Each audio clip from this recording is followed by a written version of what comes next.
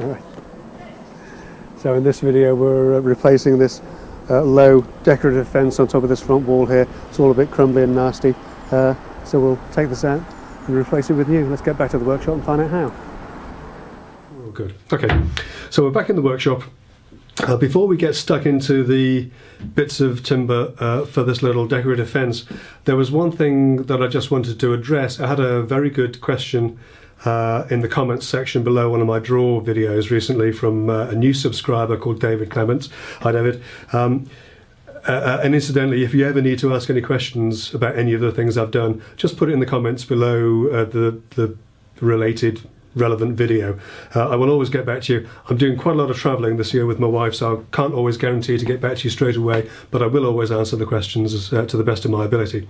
Anyway, David asked a great question. He said that I obviously use a lot of MDF in carcasses and cabinet builds, which I do, great material, but he never sees me wearing a face mask.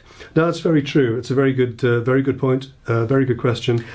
Now, one of the reasons I use this black and green machinery a lot is because it has dust collection designed in. It's designed to have the dust extracted at the tool. You'll very rarely see me using a tool without a hose attached, and I have to be honest, it's one of the reasons why I don't use a table saw very much, because dust collection is particularly poor. I am particularly sensitive to it. So as well as the dust extraction at the tool, I also have a couple of sort of homemade, homebrew air scrubbers, just sort of fans and a little box with a filter at the back of it, and they run continuously when I'm not actually shooting video. All of this means that, generally speaking, the only time I get exposed to dust of any sort really is when I actually empty the extractor, and when I do that, I do it outside, and I'm always wearing a P3 face mask. So yeah, great question from David. As I say, do ask any more questions as you have them, and I'll do my best to answer them. But let's crack on with our little decorative fence build. This low fence is made of 4 posts with top and bottom rails between them, and 5 evenly spaced uprights in each of the 3 sections. And I'll be replicating this as closely as possible, making the end sections as complete units, then joining them together with the centre section. So the timber for this little job is redwood. We've got 4x2 redwood for the little posts. We've got 3x2 for the rails. This has been thickness down to 3 by 1.5 inches, courtesy of my yard, because it would take me forever to do that by hand.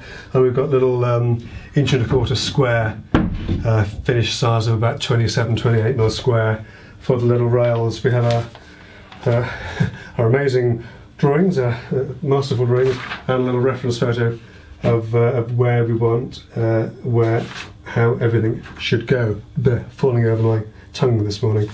Now, one of the things I do is, I know you can do all kinds of measuring and things, but sometimes it's just easier, if you're trying to match something, to draw around the thing that you're trying to match. That automatically gives you the positions that you're working to. Here's one I made earlier, of the rail and the top and bottom rails in relation to the posts. And again, with the other one, it gives you the spacing of each individual rail and how wide the gap is supposed to be within them. So you can take all the measurements you want, but sometimes old school is just the easy way to do it. So I'm measuring that against there. You can see that that's how deep it needs to be, and as it happens I did measure it as well. That is 390, spot on. So we can get the first one cut and then carry on.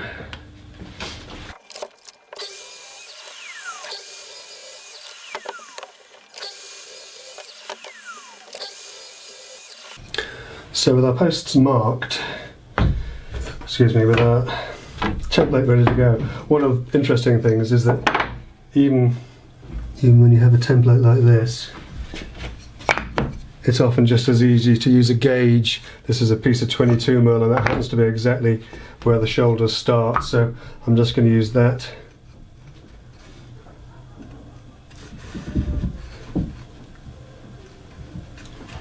To mark the top of the shoulders.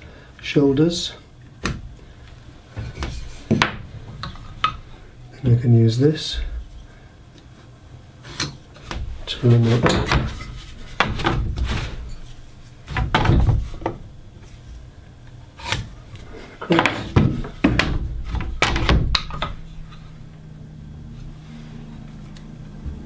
And around.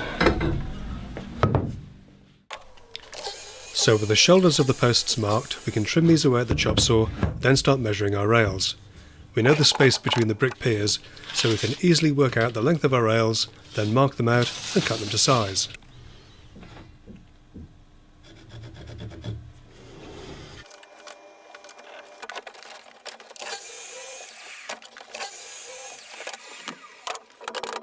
I was a little bit worried about those long lengths of timber because one of them had a big springy kick to it, but when you cut them down into smaller lengths, they seem to be okay.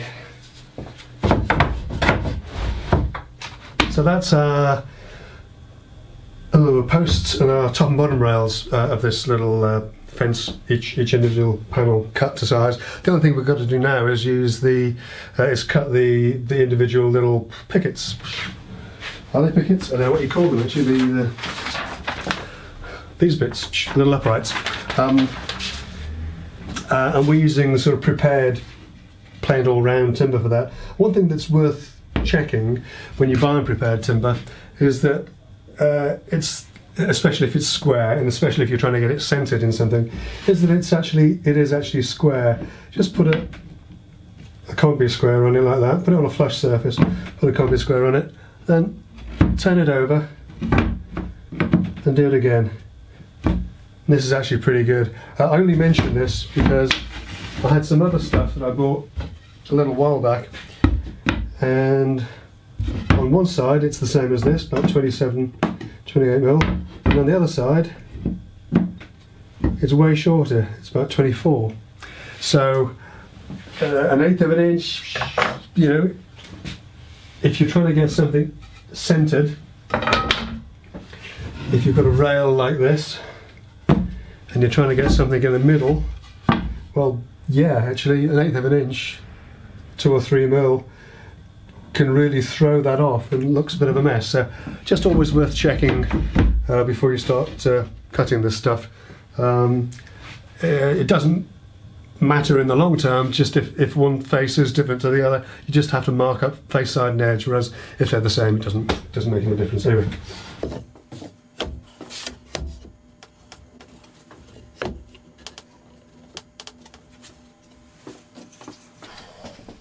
Using our template as a guide, we can lay out our posts and rails in position and find an appropriate gauge to set the bottom rail up from the post base and the top rail down from the post shoulder.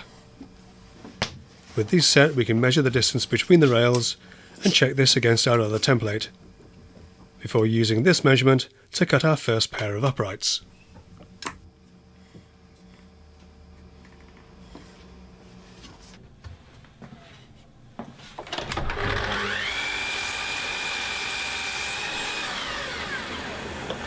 Okay, so what we've got here, we've got our bottom rail up against a couple of little stops on the bench. We have our left and right posts. This is actually the centre post because we've done the first order. These are marked up 2 and 3. We've got our gauges somewhere. Okay, we're just going to pop a little clamp just to keep that bottom rail in place. You can set the height of the posts here.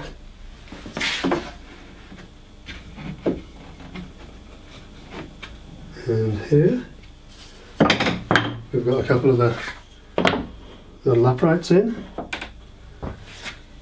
and we know that will just slot into there nicely. Oop. It would if I didn't do that. Just check that again. That's okay. He's okay. Good show. So what we need to do, we're just trying to set out where the uprights go, and obviously this is a little bit fiddly, a little bit pernickety, but rather than measure each one, 6, 7. What we do is just mark a centre line.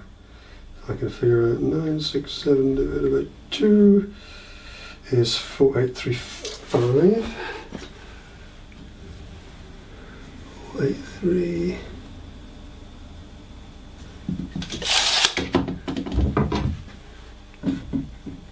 That's our centre mark. And then rather than trying to measure out each one, I made a little gauge, a little template, because we can then work from the centre back, and any tiny discrepancy that you might have is going to be negligible at the ends. So again, we can do that.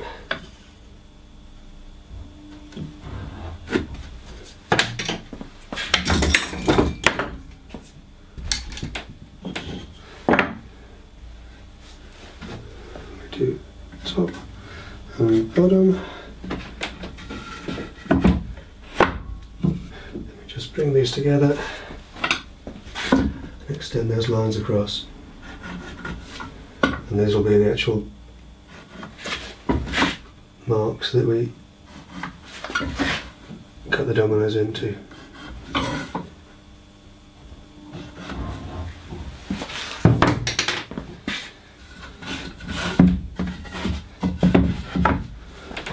Go to 2, and then the next one, 3, and 4.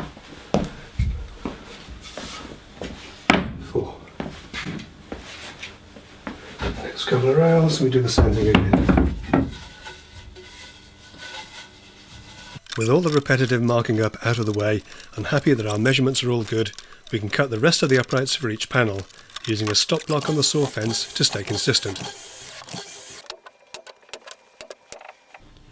Putting those pieces to one side for now, we can start setting out the domino positions for the ends of the rails, marking these out with a simple combi square and making a test cut in a rail offcut and also in a post, and checking that the joint is a decent fit before marking out all the rails.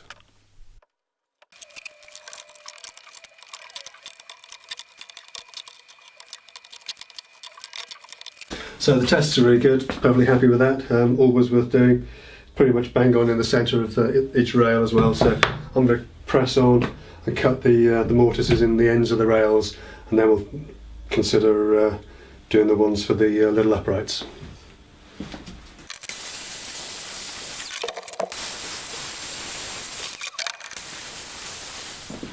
One of the bits of design I do like about this tool is the fence is set and centred, so we want to keep the fence the same for when we do the mortises along the rails.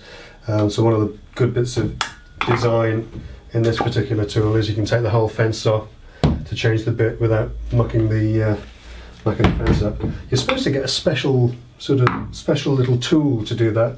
Never got one with mine. I just use a screwdriver and a little spanner.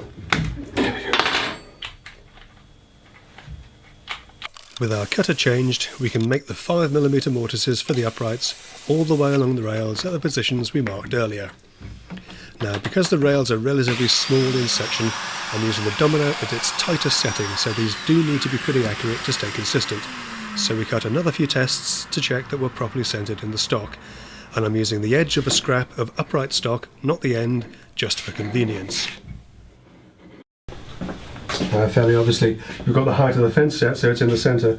It would be pretty difficult to balance that on the end of this to drive a mortise straight in there. So fortunately, they have thought of this.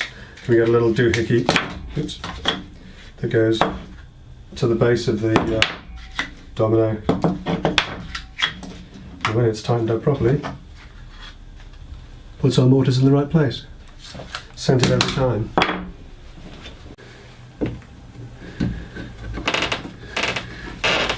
So yeah, I think all things considered, that's perfectly acceptable. Now comes the boring part. So with 5 uprights in each panel and 3 panels, that's 15 uprights, 30 mortises in total, all cut quickly, easily and accurately. And I'm going to end it there for this week. It's all running very long. I apologise for that. Hope you found it useful. Hope you found it interesting. I do appreciate you taking the time to watch. If you've liked it, give it a thumbs up, share it freely, and do consider subscribing. Then you'll be notified whenever I post something new.